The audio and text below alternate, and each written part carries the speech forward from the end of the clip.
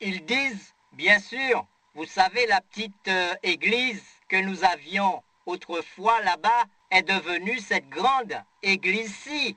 Mais comme je vous le dis, ils n'ont pas le fardeau des âmes, mais leur fardeau, c'est l'entretien de ces grands bâtiments, l'entraide féminine et tout le reste. Il faut bien s'en occuper, mais ils n'ont pas le fardeau des âmes. Oh, dans quel triste état cette église est tombée. Ils n'avaient pas le fardeau des âmes, mais celui de leur richesse. C'est vrai, ils portaient le mauvais fardeau. Ils avaient le fardeau de leur richesse, mais pas le fardeau des âmes perdues. L'Écriture dit, ils ne savaient pas qu'ils étaient malheureux, misérables, aveugles. Ils croyaient pouvoir amasser de l'argent et convertir le monde. Oh, si seulement nous pouvions faire un programme pour recueillir beaucoup d'argent, je crois que nous pourrions convertir le monde entier. Frère Branham, si nous pouvions décider quelques-uns des riches de notre Église, je crois que nous pourrions créer une société qui pourrait aller partout et convertir le monde entier.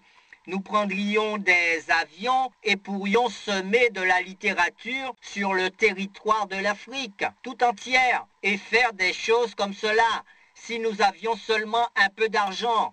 Frère, ce n'est pas l'argent qui convertira le monde. Le monde sera converti par la prédication puissante du Saint-Esprit et la croix sera la seule chose qui convertira le monde. Le programme de Dieu, ce n'est pas l'argent, c'est le Saint-Esprit. Voilà ce qu'est le programme de Dieu pour l'âge de l'Église de Laodicée, comme d'ailleurs pour tous les autres âges de l'Église, certainement. Ce dont ils ont besoin, c'est du Saint-Esprit. Ils disent, nous avons de l'or. Bien sûr que c'est de l'or, mais pas de la bonne sorte. Ils avaient de l'or en quantité, mais pas de la bonne sorte. C'est pourquoi ils furent repris par Jésus qui leur dit, parce que tu dis, je suis riche et je me suis enrichi et je n'ai besoin de rien. Je te conseille d'acheter de moi de l'or passé au feu, une sorte d'or différente, un or qui a été éprouvé dans une fournaise ardente, qui a passé par le feu de la mort, qui a passé par le calvaire et en est sorti. Une grande partie de cet or que vous avez maintenant est terni. Il va se corrompre et se rouiller, si vous voulez le noter. Cela se trouve dans Jacques 5, 1, 2. Alors vous comprendrez ce que cela veut dire. À vous maintenant, riches, pleurez et gémissez à cause des malheurs qui viendront sur vous. Vos richesses sont pourries et vos vêtements rongés par les teignes. Vous voyez, voilà la sorte d'or qui se corrompt. Mais l'or que Jésus donne, c'est le Saint-Esprit, l'huile dorée de l'Esprit, qu'il déverse dans votre cœur. Et il nous donne un conseil. Je te conseille d'acheter de moi de l'or passé au feu, afin que tu deviennes riche. Oh oui, ils étaient aussi aveugles. C'est un triste état que celui de l'aveugle. Mais je pense que ces chrétiens étaient plutôt myopes qu'aveugles. Je crois qu'ils étaient myopes. Les seules choses qu'ils pouvaient voir, c'était leurs grandes assemblées, leurs belles chorales avec leurs belles robes de chœur et toutes ces choses-là. Je pense qu'ils étaient simplement myopes et pouvaient à peine voir plus loin que le bout de leur nez. Je ne pense pas qu'ils étaient aveugles. Ils étaient seulement myopes. Tout ce qu'ils pouvaient voir, c'était comment? Vous ne le savez pas? Nous appartenons à ceci et à cela, à leur grande dénomination, avec leur grande foule, leurs nombreux membres, leurs écoles du dimanche, leurs beaux bâtiments. Mais ce dont ils avaient besoin, c'était du Saint-Esprit, dit Jésus. Ils avaient besoin du Saint-Esprit. C'est pourquoi le Seigneur leur dit, tes yeux sont si mauvais, tu es si myope, que tu ne peux rien voir, que ta grande église, ta grande et belle assemblée, le maire de la ville et les autres notables qui viennent à ton église, et tu as chez toi des célébrités. Mais moi, tu m'as oublié. Pauvre, aveugle et nu, je te conseille d'acheter de moi un collier pour oindre tes yeux, afin que tu vois. Il est étrange que ces docteurs en théologie n'en aient point n'est-ce pas? Ils ont beaucoup de parfums, beaucoup de théologie, mais ils ont besoin d'un collier, le Saint-Esprit de Dieu, afin d'oindre leurs yeux en sorte qu'ils puissent considérer la venue du Seigneur, considérer la Bible, considérer la parole. Ils savent comment dire Amen à la perfection. Ils ont tous les parfums et tous les ongles, mais la Bible dit qu'ils ont besoin d'un collier. Et elle dit, tu as besoin d'un collier pour oindre tes yeux, et cela les ouvrira. Autrefois, quand j'étais un petit garçon, je crois que je l'ai déjà dit ici, dans cette église, mais cela me vient à l'esprit maintenant. J'ai été élevé là-bas, dans les montagnes du Kentucky, du moins en partie, et nous vivions dans une vieille baraque en planche. Il y avait une petite pièce à l'étage dans laquelle nous avions nos paillasses, et sur cette paillasse, il y avait un sac garni de plumes. Je ne sais pas si vous savez ou non ce qu'est un sac de plumes ou une paillasse. Nous étions trop pauvres pour avoir un lit. Papa et maman avaient le lit en bas. Nous grimpions par une petite échelle dans la pièce du haut et parfois maman étendait un morceau de toile par-dessus les couvertures et tout. Lorsque nous étions couchés, nous pouvions compter les étoiles entre ces vieilles planches. Nous étions éclairés par la lumière de la lune. Vous savez, car il y avait des trous gros comme cela dans le toit. S'il se mettait à neiger ou à pleuvoir, nous, les petits, nous nous blottissions sous cette toile afin de ne pas être mouillés. Parfois, à cause du vent qui soufflait à travers ces trous, nous attrapions des rhumes et nos yeux restaient collés. Vous savez, ils étaient fermés par le froid. Quand maman nous appelait le matin pour descendre, je disais, je ne peux pas venir, maman, parce que mes yeux sont tout collés. J'avais cette chose dans les yeux, vous savez, à cause du froid. Je ne pouvais plus les ouvrir. Un des petits était encore couché et moi et Humpy et les autres essayions de lui ouvrir les yeux. Mais nous n'y arrivions pas. Mon grand-père était trappeur, il trappait le raton laveur. Chez nous, la graisse de raton laveur était une panacée. On cirait les chaussures avec la graisse de raton laveur. Lorsqu'on avait le croup, ma mère y mêlait de la térébenthine et nous faisait avaler cela. Quand nos paupières étaient collées, maman courait à la cuisine, prendre son grand bol de graisse de raton laveur qu'elle mettait chauffer. Quand la graisse était bien chaude, maman montait et nous massait les yeux jusqu'à ce que la graisse ait bien pénétré. Au bout d'un moment, je pouvais ouvrir les yeux. La graisse les avait ouverts. Je vous le dis, nous avons eu de terribles vagues de foi. Une vague de foi a balayé le pays. Les baptistes disent, le temps des miracles est passé. Le Saint-Esprit, cela n'existe pas. Ni le parler en langue. Il n'y a pas de baptême au nom du Seigneur Jésus. Oh, il y a toutes sortes de courants foi et beaucoup d'yeux ont été fermés par une sorte de foi spirituelle.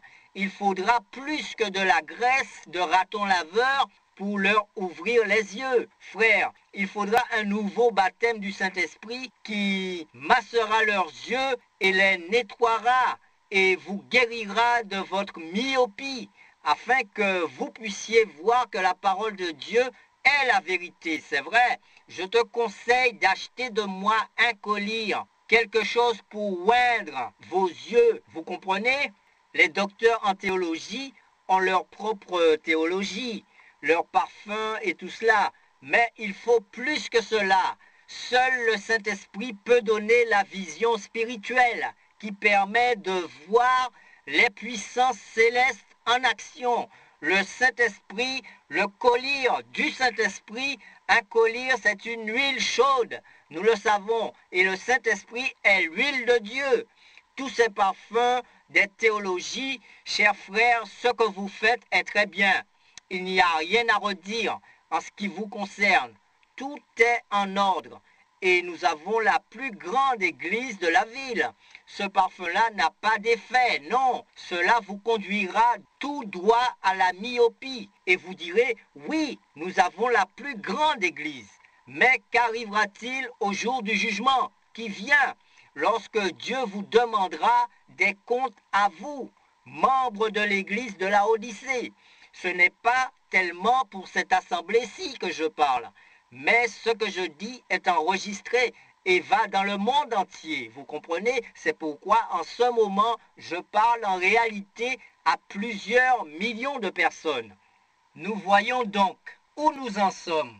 La Odyssée, elle est tiède, rétrograde, myope et je ne sais quoi d'autre. Ce sont des mules. Une mule est un hybride. Elle n'a pas le moindre bon sens. Si vous lui parlez, elle dresse ses grandes oreilles et se met à braire. Hi-han, hi-han. Il n'y a aucune douceur en elle. C'est un hybride qui est à mi-chemin entre le cheval et l'âne.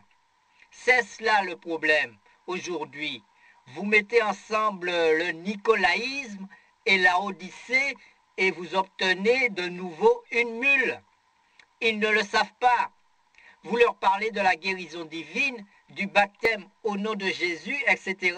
Et ils disent, hi-han, mon pasteur ne croit pas. Hi-han, nous ne croyons pas cela, nous les presbytériens. Ignorants, c'est bien le mot qui leur convient. Que sont-ils? Je déteste les mules, mais combien j'aime un bon cheval de race.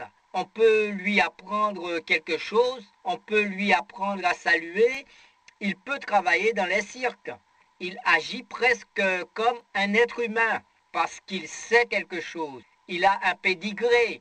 Une mule ne sait pas qui était son père ou sa mère et elle ne peut se reproduire. C'est le cas de certaines de ces vieilles dénominations froides et formalistes. Elles ne peuvent plus jamais se relever. C'est pourquoi l'Église devient une dénomination. Elle est morte. Elle ne ressuscitera jamais plus. Qu'est-ce que c'est? Une hybride. Les luthériens étaient très bien, mais quand ils s'organisèrent, que firent-ils?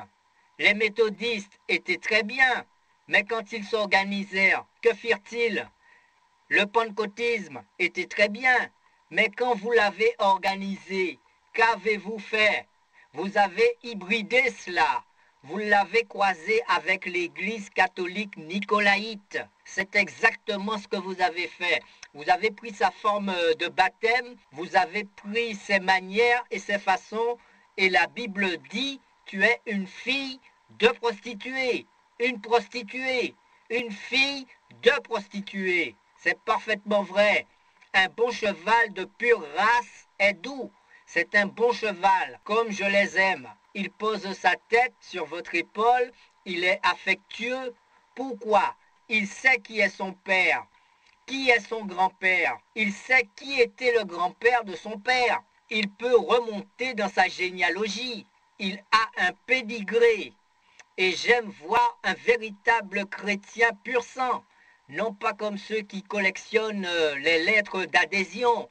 Méthodiste, la semaine passée baptiste, cette semaine pentecôtiste, la semaine prochaine pèlerin de la sainteté, la semaine suivante, ils ne connaissent ni père ni mère. Mais permettez-moi de vous dire qu'un homme né de l'Esprit de Dieu peut vous ramener tout droit au jour de Pentecôte.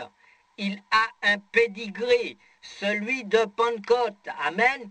Je veux être de Pentecôte, du sommet de la tête à la plante des pieds. Je ne parle pas de la dénomination, pentecôtisme, mais de la véritable puissance du Christ ressuscité, de la véritable bénédiction de Pentecôte. Un collier pour ouvrir vos yeux, afin que vous puissiez regarder en arrière et voir d'où l'Église est venue. Vous regardez seulement ce que l'Église est aujourd'hui.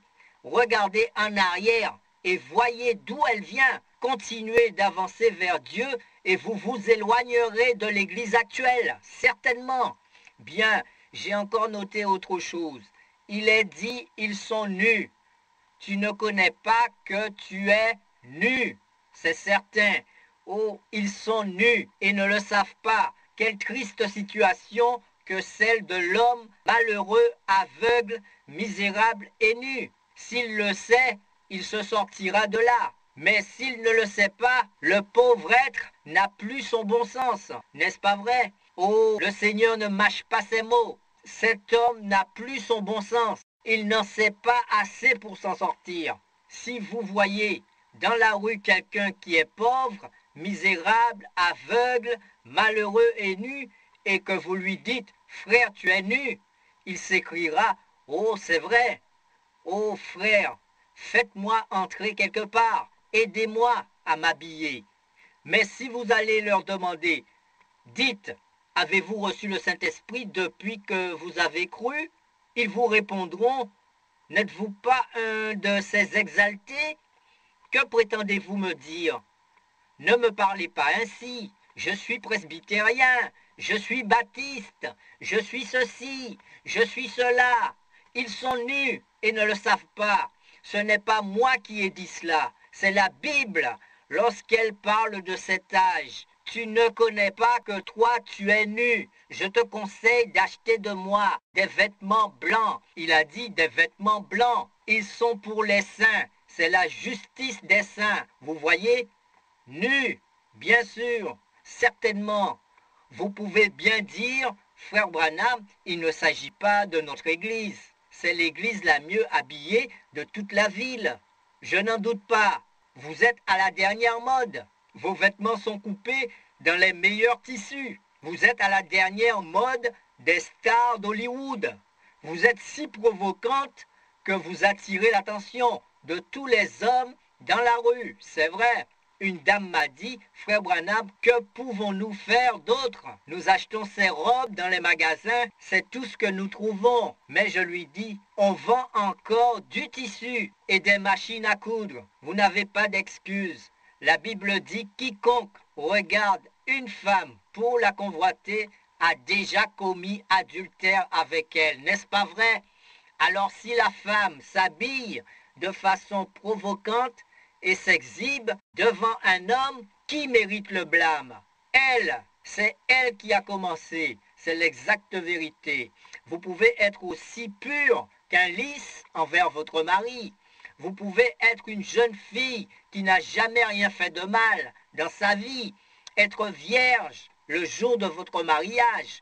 Mais si vous vous habillez comme cela et incitez les hommes à vous regarder ainsi, ils ont déjà commis adultère avec vous dans leur cœur. Ce pécheur vous a regardé. En tant que chrétienne, vous pouvez avoir les plus beaux habits de toute la ville et les meilleurs lainages, mais il ne convient pas à une sainte de Dieu de s'habiller ainsi. C'est vrai, ce n'est pas digne d'une enfant de Dieu. Elles disent, dans notre église, êtes-vous bien habillés? Elles disent que oui. Je suis riche, je n'ai besoin de rien. Bien sûr, ils disent, même notre pasteur porte une belle grande robe et tous les choristes ont de grandes robes de cœur. Mais là-dessous, c'est le diable qui se cache. Oui, c'est vrai, mais je préfère ne rien dire de plus à ce sujet. Oh, toutes ces grandes choses, des choristes vêtus de longues robes, des chœurs qui se font payer pour chanter. Il faut donner temps au prédicateur, sinon il prendra une autre charge qui lui rapportera un peu plus. Il rassemblera le conseil d'administration de l'église pour leur dire, frère, vous avez été très bon avec moi. Vous m'avez donné tant par semaine. Mais dans l'autre église presbytérienne, appelée pentecôtiste, ou comme vous voudrez, de là-bas, ils ont promis de me donner tant de plus que vous. Alors que peut recevoir un pauvre saint? Quelle chance a-t-il? Une pauvre petite église remplie du Saint-Esprit, quelle chance a-t-elle? Elle n'aura jamais les moyens de s'offrir cela. C'est pourquoi le Seigneur nous suscite quelqu'un. Amen. Quelqu'un qu'il accueillit de sa propre main. Il le remplit du Saint-Esprit et l'établit comme surveillant général. Il l'envoie et lui dit, je te conseille d'acheter de lui des vêtements blancs. La Bible dit, les vêtements blancs sont la justice des saints. Maintenant, je crois que nous arrivons au verset 20. Pour autant que je sache, oui, et nous terminerons là-dessus. Écoutez attentivement dans le silence, tandis que nous le lirons. Écoutez, voici, je me tiens à la porte et je frappe. Si quelqu'un entend ma voix et qu'il ouvre la porte, j'entrerai chez lui et je souperai avec lui et lui avec moi. Celui qui vaincra, je lui donnerai de s'asseoir avec moi sur mon trône, comme moi aussi j'ai vaincu et je me suis assis avec mon Père sur son trône. Que celui qui a des oreilles écoute ce que l'Esprit dit aux assemblées. Voilà l'une des déclarations les plus importantes que j'ai jamais vues dans le Nouveau Testament. Je voudrais que vous remarquiez cette phrase. Je me tiens à la porte et je frappe. Ce verset est généralement utilisé comme un appel aux pécheurs, n'est-ce pas? Nous disons aux pécheurs, Jésus est à la porte et il frappe. Mais ici, il frappe à la porte de l'Église, car autrefois, il a marché avec elle. Mais avec son organisation, sa mondanité et sa froideur, elle l'a rejeté. Il est en dehors de l'Église. Avant que nous terminions, rappelez-vous que dans le premier des âges de l'Église, il marchait au milieu des 7 lampes d'or, n'est-ce pas? Au milieu des 7 âges de l'Église. Et ici, à la fin, nous le trouvons en dehors de quelle Église? Celle de Laodicée. En dehors de l'église de Laodicée. Ils l'ont mis dehors, ils l'ont exclu. Et le voilà qui se tient dehors et qui essaye d'entrer. Quelle image lamentable! Le Sauveur du monde reste en dehors de l'église qu'il a rachetée par son propre sang. Honte à elle! Je me tiens à la porte et je frappe. Après avoir été exclu, mis dehors, il essaie de rentrer. Il revient en suppliant et frappe à la porte. C'est le passage le plus frappant de tout le Nouveau Testament. Je pense qu'il ne peut rien y avoir de plus triste que de voir le Sauveur du monde rejeté hors de sa propre Église dans cet âge de la Odyssée après qu'il leur eut montré ce qu'ils avaient fait, ce qu'était leur richesse, dans quel état ils étaient, combien ils étaient tièdes. Il n'a pas eu besoin de les vomir, ce sont eux qui l'ont vomi, lui. Mais malgré tout, il continue de frapper à la porte et essaie de rentrer. Pourquoi faire? Pour leur donner la vie éternelle. Il essaie de sauver l'âme de ceux-là même qui l'ont fait mourir au calvaire. C'est le tableau le plus pathétique que j'ai jamais vu de ma vie. Ils l'ont exclu. De quoi a-t-il été exclu? Écoutez bien maintenant, mes amis. N'est-ce pas frappant? Essayez bien de vous représenter ce tableau et gravez-le dans votre cœur. Notre Sauveur, quand il était sur terre, fut exclu de sa propre nation. Il fut rejeté, exclu. Le monde l'a exclu et crucifié. Et maintenant, c'est de sa propre Église qu'il est exclu. On ne veut plus de lui nulle part. On n'a plus besoin de lui. Ils sont une dénomination, ils n'ont pas besoin de lui. Ils ont un pape. Pourquoi donc auraient-ils encore besoin de lui? Ils ont un archevêque, un surveillant général. Ils n'ont plus besoin du Saint-Esprit. Ils n'en ont plus l'usage. Christ, le Saint-Esprit, ils n'en ont plus l'usage. Je ne crois pas qu'ils l'avaient rejeté consciemment, mais Christ ne leur manquait pas. Ils ne regrettaient pas son absence, parce qu'il continuait à lui chanter des cantiques, et le prédicateur parlait toujours de lui. Le Seigneur ne leur manquait pas, mais ce qu'il a exclu, c'est leur mondanité, leur organisation, le fait qu'ils disent « le temps des miracles est passé, ceci et cela, ça n'existe pas, etc. » Je veux vous demander ceci, à vous les historiens, chaque fois qu'il y a eu un réveil, Cela ne s'est-il pas toujours passé en dehors des organisations? Et chaque fois qu'un réveil a commencé, n'avait-il pas des signes et des miracles, des parlers en langue, des dons de guérison et tout le reste? Mais dès que le fondateur mourait, il faisait une organisation, allait tout droit à la mort. Et Dieu ne perdait plus son temps avec cela. C'est parfaitement vrai. Et voici ce Dieu tout-puissant qui se tient à la porte dans ce dernier âge de l'Église. Cela me brise le cœur d'y penser.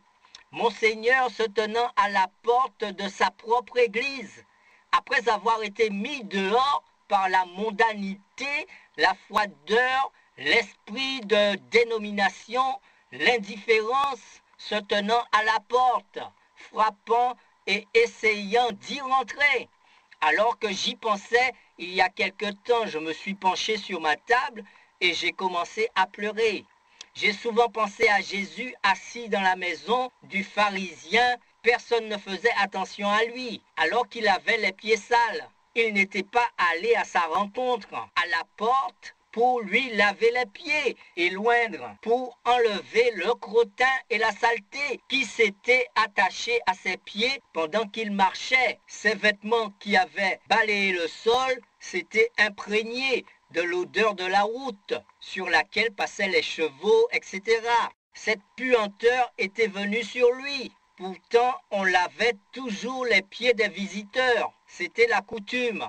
Un serviteur se tenait à la porte pour laver les pieds des visiteurs. Quand quelqu'un entrait, le serviteur lui lavait les pieds et lui passait une paire de sandales à sa pointure. Puis, on oignait sa tête pour le parfumer et pour calmer la brûlure des rayons du soleil sur son cou. Et on le coiffait. Alors, il entrait et on souhaitait la bienvenue à l'invité de la manière suivante. Pat, viens ici un instant. Je voudrais vous montrer quelque chose. Voici comme il s'y prenait pour accueillir l'invité. Non, viens ici. Je crois que c'était quelque chose comme cela. L'hôte lui souhaitait la bienvenue comme ceci, et ils s'embrassaient alors. L'invité était le bienvenu. Mais quand Jésus vint à ce festin, exactement comme lorsqu'il vint à la fête de Pentecôte, certains le manquèrent. Ces évêques et autres étaient tellement occupés à leurs propres affaires. Jésus avait été invité, mais personne ne lui lava les pieds. Il se tenait là, dans un coin, les pieds sales et malodorants, toute sa personne sale et poussiéreuse, à peine remarquée par ses hôtes. Mais voici que vint une pauvre prostituée. Elle n'avait qu'un petit peu d'argent dans son sac. Elle regarda autour d'elle, aperçut Jésus et vit que ses pieds étaient sales. Cela lui brisa le cœur. Elle se dit, voici l'homme qui a pardonné les péchés de cette femme. C'est celui dont j'ai entendu dire qu'il guérissait les malades. Pourquoi ne font-ils pas attention à lui? Parce que ces évêques et autres qui étaient là le rejetaient. Pourtant, ils l'avaient invité à venir. C'est ainsi que nous faisons. Nous l'invitons à venir à nos réunions, mais quand il vient, nous avons honte de lui. Oh, je ne voudrais jamais dire louer le Seigneur. Oh non, sinon il penserait que je suis aussi exalté que Sir Jones. Hypocrite que vous êtes, j'ai peur de parler en langue et de me faire traiter de parleur en langue. Vous êtes un pauvre misérable. Rappelez-vous la phrase tout entière. Tu ne connais pas que toi tu es le malheureux et le misérable et pauvre et aveugle et nu. Jésus est assis là. Ses pieds n'ont pas été lavés, mais une prostituée venue de la rue. Considérons-la un instant. Je la vois entrer dans le magasin. Elle pense, les larmes commencent à couler sur son visage. Elle se dit, je ne peux pas faire cela. Même si je vais vers lui avec ce parfum, il saura comment j'ai gagné l'argent qui m'a permis de l'acheter. Mais c'est tout ce que j'ai. Et c'est tout ce qu'il désire. C'est tout ce qu'il veut. Il ne fait pas d'histoire. Venez seulement et dites, je n'ai rien à t'apporter. Elle acheta donc du parfum et l'apporta. Elle pensait, oh, si seulement je pouvais le voir. Et elle trouva le moyen de se faufiler dans la maison. Oh, Jésus n'était pas le bienvenu parmi ces gens. Elle prit le vase d'albâtre, le brisa et en versa le contenu sur ses pieds, qu'elle se mit à laver. Elle fondit en pleurs en pensant, oh, c'est sûr que c'est lui. C'est celui dont j'entends toujours parler en lisant ma Bible. Je sais qu'il acceptera. Quelle belle eau pour ses pieds, que ses larmes de repentance. Et n'ayant pas de linge pour essuyer ses pieds, elle se servit de ses propres cheveux. Ses belles boucles étaient toutes défaites, et elle lava ses pieds tout en les lui baisant. Jésus avait les pieds sales, et personne n'y avait prêté la moindre attention. Et aujourd'hui encore, il est revêtu du nom sale de fanatique ou de quelque chose de ce genre, et personne n'a le courage de prendre son parti. Je porterai cette croix consacrée jusqu'à ce que la mort me libère. Je prendrai le chemin des méprisés du Seigneur. J'ai commencé avec Jésus. Ô Seigneur, conduis-moi jusqu'au bout. Conduis-moi jusqu'au bout. Seigneur, quoi qu'il en coûte.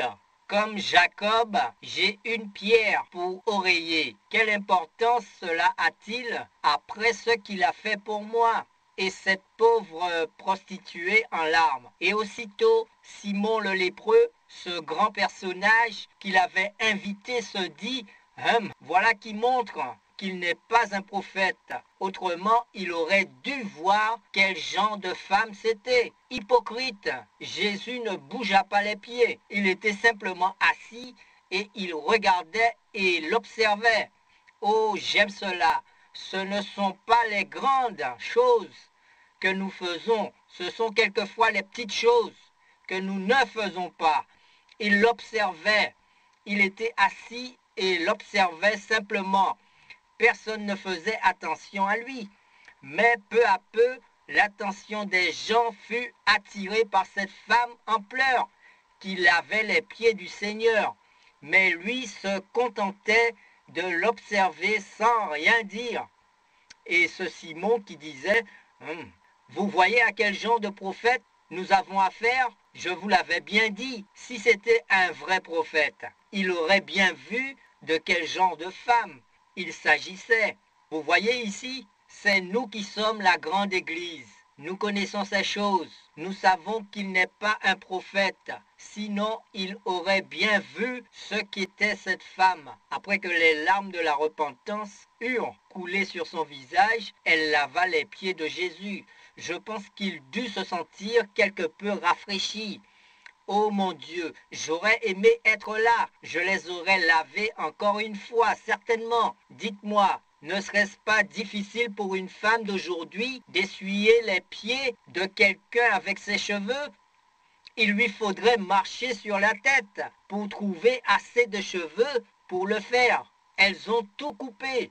Personne ne prenait garde à Jésus. Il ne pensait qu'à critiquer. Jésus qui restait assis là dans l'ignominie, les pieds sales, mais cette femme les lava. Après que tout eut été terminé, il baissa les yeux vers elle comme pour dire c'est bien. Alors il se retourna et dit, Simon, j'ai quelque chose à te dire. Tu m'as invité ici et tu n'es pas venu à ma rencontre à la porte. Tu ne m'as pas donné d'eau pour me laver les pieds.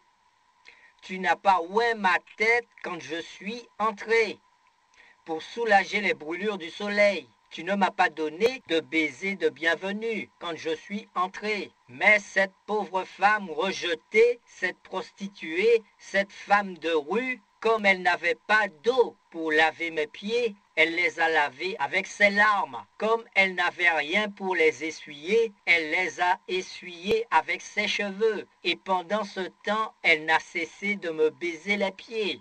C'est pourquoi je te le dis, ses nombreux péchés lui ont été pardonnés. C'est vrai, mais il ne dit rien de ceux de Simon.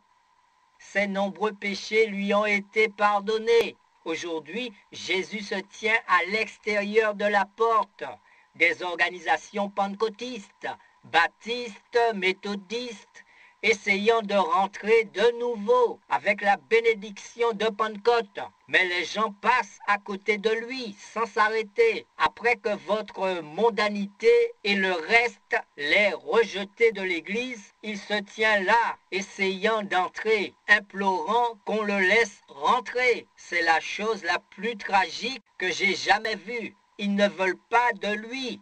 Il est dehors, frappant, essayant d'entrer. C'est encore ce qu'il essaie de faire aujourd'hui. Pourquoi? Pourquoi? Parce qu'il est dehors. Ils ne l'ont jamais littéralement mis dehors. Ils continuent de chanter ses louanges et de prêcher sur lui. Mais ils ne font pas attention à lui lorsqu'il est au milieu d'eux, c'est vrai. Ils continuent comme s'il n'existait pas. Pourquoi? Parce qu'ils sont myopes. Ils regardent à leurs grands bâtiments. Ils sont riches. Ils regardent à la grande organisation à laquelle ils appartiennent, essayant de l'agrandir et d'y faire entrer de plus en plus de gens. Mais ils n'ont pas besoin de lui. Non, non. Ils n'ont pas besoin du parler en langue. Ils n'ont pas besoin des grands et puissants messages de Dieu qui pénètrent jusqu'au cœur et qui le circoncisent, retranchant les choses du monde et le vannant comme un épi de blé. Si vous prêchez cela dans leur église, ils vous mettent dehors. Mais c'est ainsi que prêche le Saint-Esprit. Jésus a dit, race de vipères, serpent dans l'herbe. Jean aussi a dit cela. C'était un homme loin qui ne mâchait pas ses mots, c'est vrai, mais ils ne font pas attention à lui, parce qu'ils n'ont pas cela. Vous voyez, ils se contentent de passer la main dans le dos des gens en leur disant « Joignez-vous seulement à nous, inscrivez votre nom là et nous vous accepterons dans notre communauté. Amenez votre lettre de l'autre église et nous vous recevrons, etc. Combien nous donnerez-vous chaque année ?» Vous voyez, c'est cela, riche et n'ayant besoin de rien. Oh, pourtant, vous avez besoin de quelque chose, de plus grand, mais vous ne l'avez pas. Jésus est dehors, essayant de rentrer avec l'expérience de Pentecôte. Que pensez-vous qu'il arriverait dans l'église méthodiste si le Saint-Esprit descendait sur l'église et que les gens se mettaient à crier, à sauter, à parler en langue et à agir comme des gens ivres? Eh bien, la conférence générale des églises méthodistes les exclurait du milieu d'eux. Vous le savez, qu'arriverait-il dans l'église baptiste si cela se produisait? La même chose, et chez les pentecôtistes, il est arrivé la même chose à beaucoup d'eux.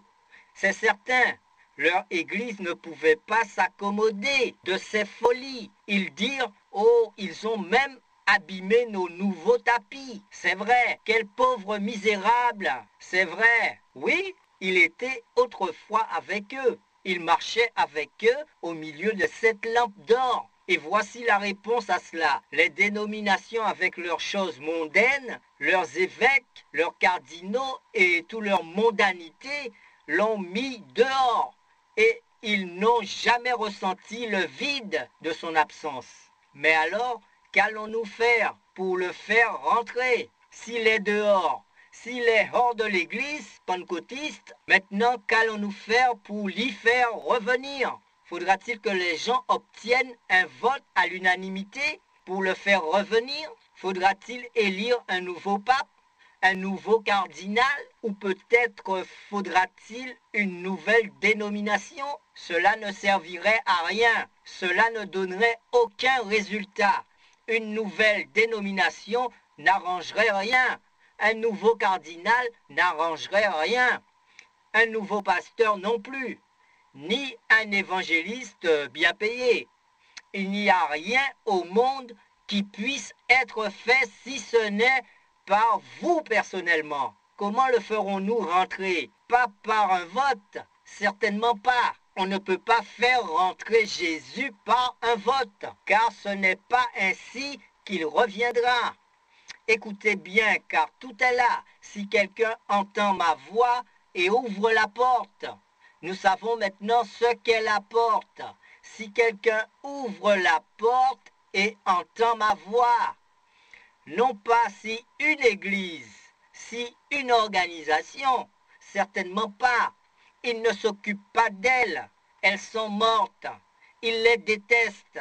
Il les a toujours détestées. Il a dit qu'il les détestait et ce soir, il les déteste encore. Mais si quelqu'un, n'importe quel méthodiste, n'importe quel baptiste, n'importe quel presbytérien, catholique, membre de l'Église de Dieu, nazaréen, pentecôtiste, si quelqu'un entend ma voix et ouvre la porte, j'entrerai chez lui, je souperai avec lui et lui avec moi. C'est cela, le message à l'église de Pentecôte. Non pas essayer de faire reconnaître l'organisation de Pentecôte. Dans le cœur de chacun, c'est la seule manière, je souperai avec lui et lui avec moi. Qu'est-ce que le message à l'église nous montre ensuite? La croissance de l'esprit? Certainement pas, mais plutôt le déclin de l'esprit.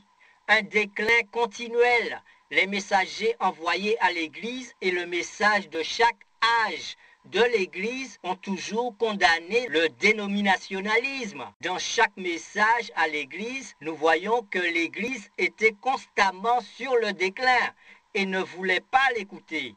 Le message à l'Église ne tient aucun compte des dénominations. Celles-ci produisent des soi-disant chrétiens, des hybrides qui ne connaissent rien de Dieu ou du Saint-Esprit. C'est aussi vrai que ma présence ici ce soir, sur cette estrade, de beaux membres tièdes, bons seulement à être vomis de sa bouche. Paul nous a prévenu que les nations sont une branche. Maintenant, je voudrais que vous lisiez avec moi les versets 15 à 27 du chapitre 11 des Romains, afin que vous puissiez tous le noter. Je voudrais juste vous lire cela avant de terminer. Épître aux Romains, si vous voulez le noter. Chapitre 11, versets 15 à 27. Paul leur dit ceci, en parlant des nations. Dieu n'a pas épargné les branches naturelles, mais les a retranchées pour cause d'incrédulité. Est-ce vrai? Pourquoi furent-ils retranchés? Parce qu'ils rejetèrent l'expérience de Pentecôte. N'est-ce pas vrai? Le jour de Pentecôte, ils se moquèrent et blasphémèrent contre le Saint-Esprit. Quand Jésus était ici, sur cette terre, on l'appela Belzébul. On dit de lui, c'est un démon, un diseur de bonne aventure. Et que sais-je encore? Il leur dit, je vous pardonnerai cela. Mais quand le Saint-Esprit sera venu, ne parlez pas contre lui. Parce que si vous parlez contre lui, cela ne vous sera jamais pardonné. Et rappelez-vous que lorsque Jésus envoya ses disciples, il leur dit, n'allez pas vers les nations, n'est-ce pas? Mais allez plutôt vers les brebis perdues d'Israël. Comment se sont-ils condamnés eux-mêmes?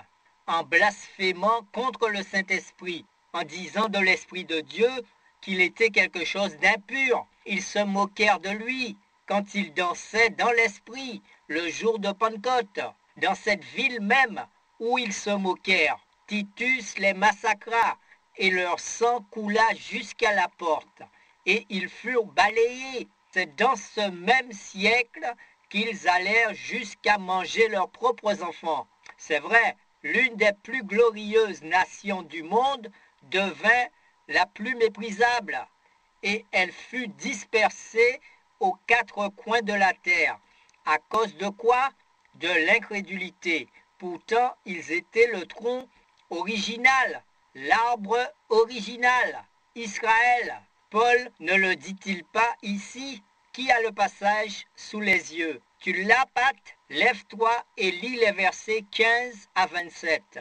Car si leur rejet a été la réconciliation du monde, que sera leur réintégration, sinon une vie d'entre les morts?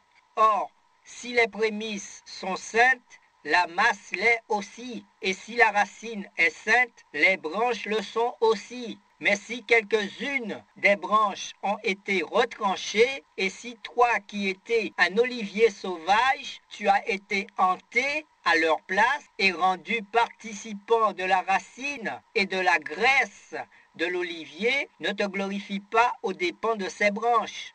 Si tu te glorifies, sache que ce n'est pas toi qui portes la racine, mais que c'est la racine qui te porte. Tu diras donc, les branches ont été retranchées, afin que moi, je fusse hanté. Cela est vrai, elles ont été retranchées pour cause d'incrédulité. Écoutez bien ceci, l'incrédulité, bien, continue Pat, et toi, tu subsistes par la foi. Ne t'abandonne pas à l'orgueil, mais crains, car si Dieu n'a pas épargné les branches naturelles, il ne t'épargnera pas non plus. Considère donc la bonté et la sévérité de Dieu. Sévérité envers ceux qui sont tombés et bonté de Dieu envers toi. Si tu demeures ferme dans cette bonté, autrement tu seras aussi retranché. Eux de même, s'ils ne persistent pas dans l'incrédulité, ils seront hantés, car Dieu est puissant pour les hanter à nouveau. Si toi tu as été coupé de l'olivier naturel, sauvage, et hanté contrairement à ta nature sur l'olivier franc, à plus forte raison, eux seront-ils hantés selon leur nature, sur leur propre olivier. Car je ne veux pas, frères, que vous ignoriez ce mystère, afin que vous ne vous regardiez point comme sages. C'est qu'une partie d'Israël est tombée dans l'endurcissement, jusqu'à ce que la totalité des païens soit entrée.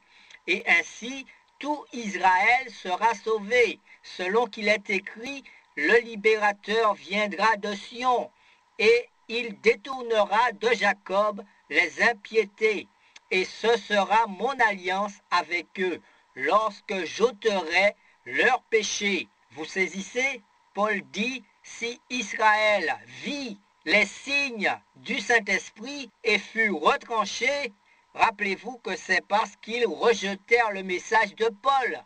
La repentance et le baptême au nom de Jésus, les signes et les prodiges accompagnant le croyant. Ils rejetèrent cela et les apôtres dirent, voici nous allons vers les païens. N'est-ce pas vrai? Vous voyez, je crois que c'est là qu'on les a appelés chrétiens pour la première fois à Antioche. Or, le premier arbre était saint. Ses branches étaient saintes. C'était l'arbre original. Mais parce qu'ils ne crurent pas le message de Pentecôte que Paul prêchait, Dieu les retrancha et prit un olivier sauvage, c'est-à-dire nous, les nations, et le greffa sur ce tronc, afin que nous puissions vivre de la substance de cet arbre. À combien plus forte raison, en ces temps où nous rejetons le message de Pentecôte, qui nous est parvenu au travers des âges de l'Église, Dieu pourra-t-il retrancher cet olivier sauvage et ramener l'autre, parce qu'il le rejettera à cause de son incrédulité. Maintenant, rassemblons cela avec la leçon de ce matin. Vous savez où nous en sommes maintenant, n'est-ce pas? Nous sommes au temps de la fin, au temps de l'enlèvement de l'Église des nations et de la dispensation du Saint-Esprit qui doit venir sur les Juifs. Jésus se faisant connaître pour sceller les 144 000. Voilà, il ramène l'arbre original dans la bénédiction en Israël. Jésus ne va pas se tenir derrière votre porte et frapper tout le temps. Un moment viendra où il en aura assez et s'en ira. C'est vous alors qui frapperez, mais vous ne le trouverez pas. Venez tandis qu'il est temps. Venez pendant qu'il frappe. Ne faites pas de compromis. N'ayez pas moins que le baptême du Saint-Esprit, semblable à celui qu'ils eurent le jour de Pentecôte, que le même baptême d'eau, que les mêmes choses qu'ils firent autrefois, ne laissez rien mettre dans votre cœur qui soit moins que cela. Quant à vous, mes amis catholiques, laissez-moi vous dire quelque chose. vous croyez en la Vierge Marie. La Vierge Marie, bien qu'étant la mère de Jésus, dut passer par l'expérience de Pentecôte et être remplie du Saint-Esprit.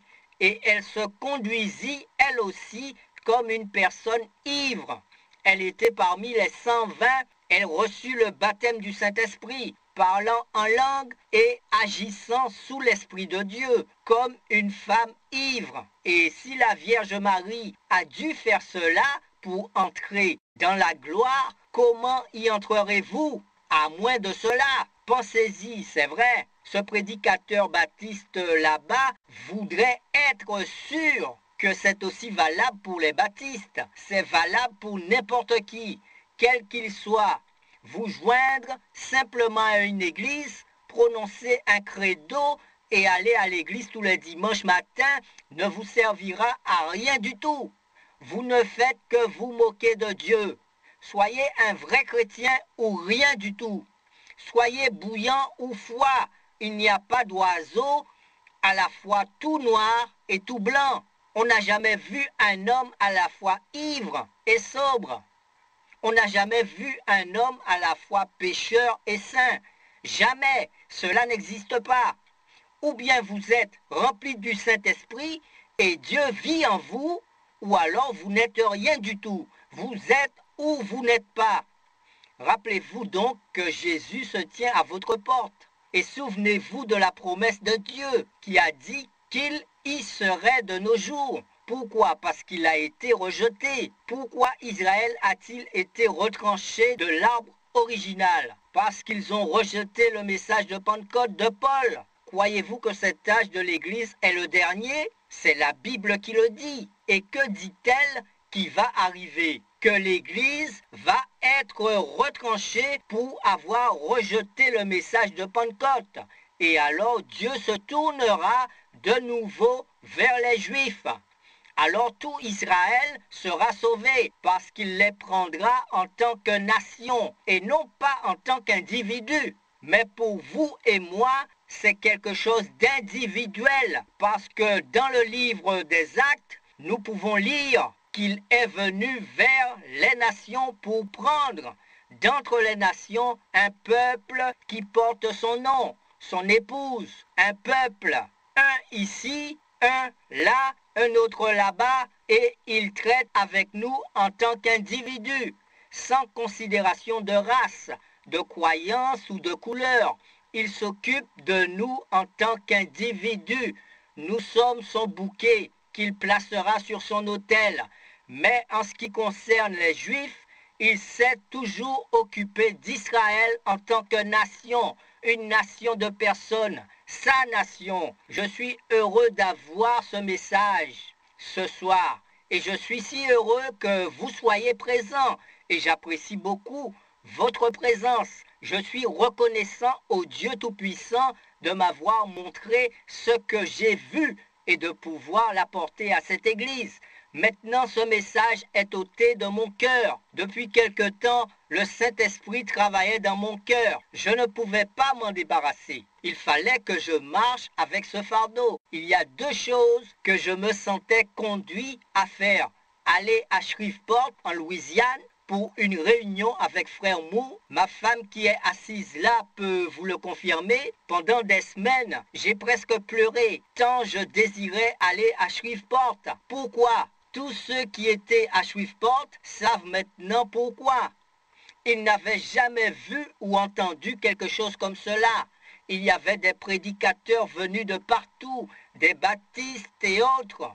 Un homme allait ouvrir son réfrigérateur quand le Saint-Esprit vint sur lui et lui dit « Va à Shreveport, en Louisiane, et on te dira là-bas ce que tu dois faire. » Il lui dit mon nom et où me trouver. Et lui dit « Il te dira ce qu'il faut faire. » Je lui ai dit « Le bassin est prêt, au pied de l'estrade. Vous avez besoin du baptême du Saint-Esprit. » Il y avait des choses comme cela, des gens qui parlaient en langue, des prophéties et tout, disant des choses qui arrivèrent là, au milieu de nous. Mais je dis, je dois aller à Jeffersonville et écrire ce livre, parce que je ne sais pas combien de temps encore je resterai ici-bas. Mais si je dis ces choses et qu'elles sont écrites, alors ces paroles subsisteront après mon départ. J'ai noté les références historiques qui seront données dans le livre. Et je suis venu ici l'apporter devant l'Église pour trouver l'inspiration du Saint-Esprit. Parce que je ne connaissais pas ces choses moi-même. C'est la vérité. Je le dis au nom du Seigneur. C'est vrai, je ne les connaissais pas. Maintenant, je me sens soulagé. Je sens que Dieu nous a apporté le message. Je crois que nous sommes au bout de la route. Je crois que l'heure est venue où Dieu doit se manifester parmi nous. Je ne sais pas combien de temps il faudra encore, mais l'heure est proche. Nous attendons la venue de ce grand prophète.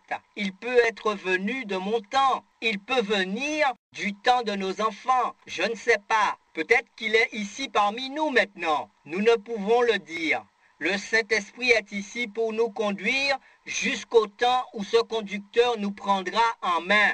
Il sera loin du Saint-Esprit. Ce sera bien sûr l'Élie qui devait venir. Il sera le conducteur qui ramènera le cœur des enfants au message du jour de Pentecôte de notre Père céleste lorsqu'il versa son esprit. C'est cette ligne directrice que j'ai apporté le mieux que je pouvais par l'histoire et la Bible.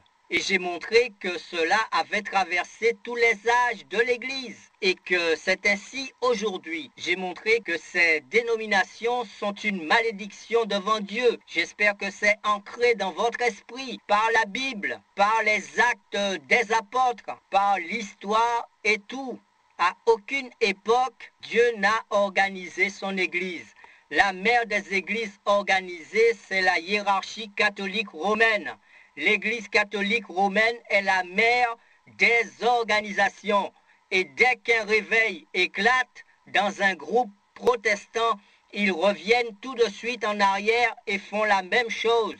La Bible dit qu'elle était une prostituée et qu'elle avait des filles qui étaient les églises sorties d'elle. Pour que ce soit des prostituées, il fallait que ce fussent des femmes. C'est ce qu'elles sont. Mais il a aussi dit ceci, ne crains rien, petit troupeau, car ton Père a trouvé bon de te donner le royaume. Alors puissions-nous tous, en ce jour-là, méthodistes, baptistes, qui que nous soyons, répondre à cet appel. Si quelqu'un entend ma voix et qu'il ouvre la porte, j'entrerai chez lui et je souperai avec lui et lui avec moi. Puissions-nous être comptés, frères et sœurs, puissions-nous être comptés parmi ce petit troupeau. Ce jour-là, puissions-nous faire partie de ce petit troupeau qui sera resté dans l'attente de sa venue lorsqu'il viendra pour le recueillir de partout dans le monde. Car l'enlèvement sera universel. De deux qui seront dans un lit, l'un sera pris, l'autre laissé. De deux qui travailleront dans un champ, l'un sera pris, l'autre laissé. Cela nous montre qu'il fera nuit d'un côté de la terre et jour de l'autre côté. De deux qui seront dans un lit, de deux qui seront dans un champ. L'un sera pris, l'autre laissé. Comme je le disais ce matin, vous conduirez sur la route un de ces jours, parlant à votre mère. Tout à coup, vous vous retournerez, elle est partie. Vous serez assis à table, buvant votre café ou prenant votre petit déjeuner, et tout à coup, vous regardez autour de vous et vous voyez que votre père n'est plus là. C'est l'exacte vérité. Cela vient et nous ne savons pas à quel moment. Mais ce qui est sûr, c'est que lorsque ce sera fini, ce sera fini. Il n'y aura plus rien à faire. Vous dites, il y a longtemps que j'entends cela, mais un jour vous l'entendrez pour la dernière fois.